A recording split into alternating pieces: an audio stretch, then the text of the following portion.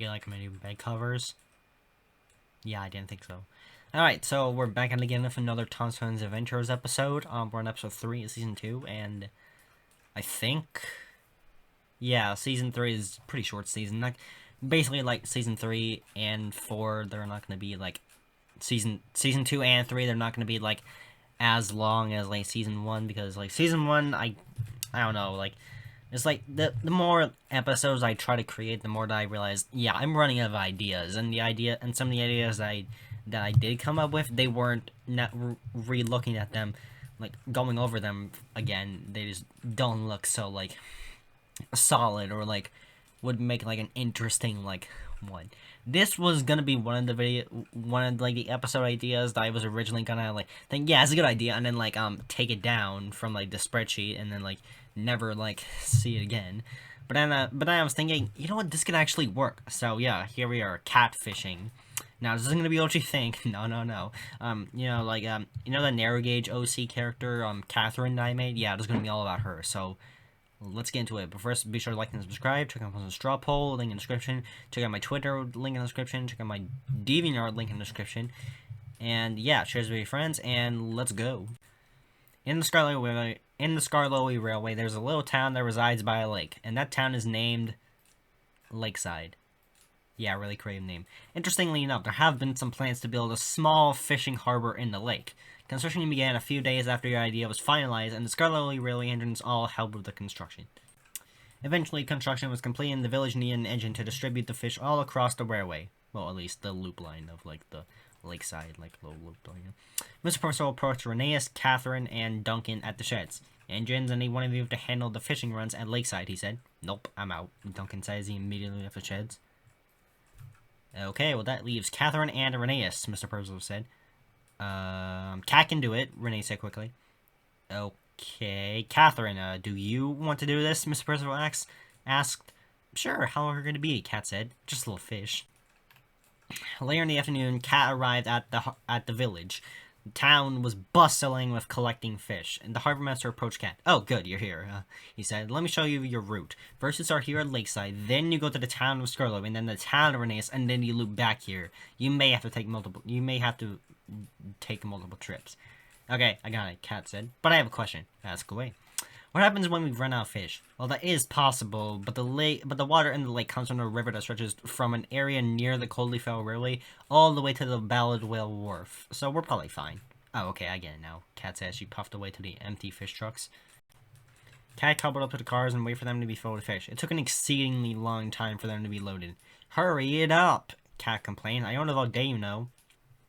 Out of spite, one of the workers loading the fish into the trucks by crane dropped the crate of fish on the Cat. Ow! Cat said as the crate collided with her boiler. Eventually, Cat was now on her way to deliver the fish. First, she went to the town of Lakeside and dropped off some fish.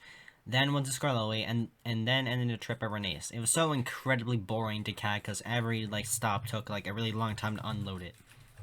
When she arrived back in the harbor, she was so ready to go back and rest in the sheds.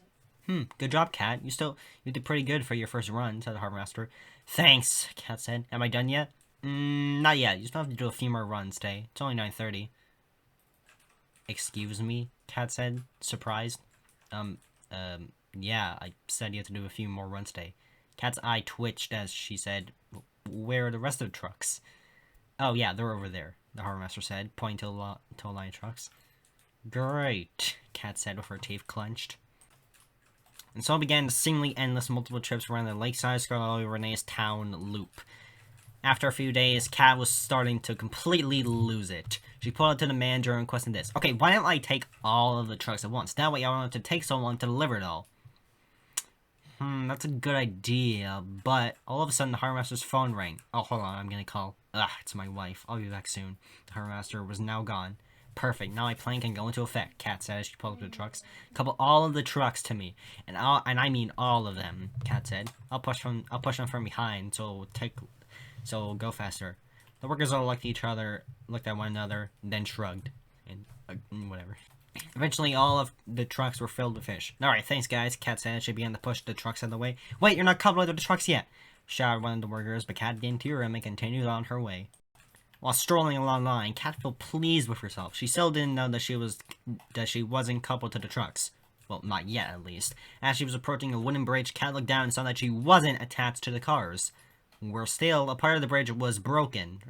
It's kind of like a theme, like everything has to be broken in these kind of scenarios. I'm just not realizing that. Oh no, Cat said with wide eyes. She began to brake, but then forgot again that she still wasn't coupled to the trucks, and the trucks continued along the tracks and fell off the bridge into the water. While looking down and seeing the trucks and dead fish floating in the water, Cat was preparing herself for what was to come of her. I am so screwed, she said to herself, and she was right. Later that day, Mr. Percival gave the lecture of a lifetime that was too non-age appropriate for me to put in this episode and get away with it. But in the end, Cat got off a warning or whatever. Glad I didn't get the job, Duncan remarked. Actually, Duncan, Mr. Percival said, while I was handling the trucks in a slight minus punishment, you'll be handling the fish loads until everything's back to normal. Duncan just froze.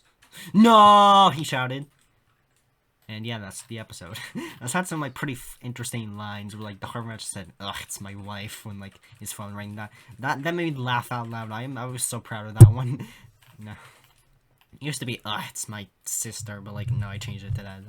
I like that one. And like that, like, nope, I'm out, that, like, Duncan said at the beginning. That was pretty good, pretty awesome, like, line I came up with.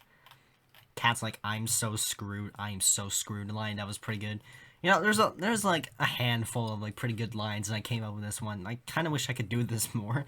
It's like, I'm actually pretty proud of this episode. This is one of my favorite episodes, mostly because of like how like hilariously I handled it. Like, I made it like kind of just like normal how you would expect it to go, and then like, but also like I incorporated some pretty funny moments. And it's a really fun, loving episode. Alright, anyway, thank you guys for watching, and be sure to like and subscribe, and check out on the straw poll, as well as my Twitter and my demon art.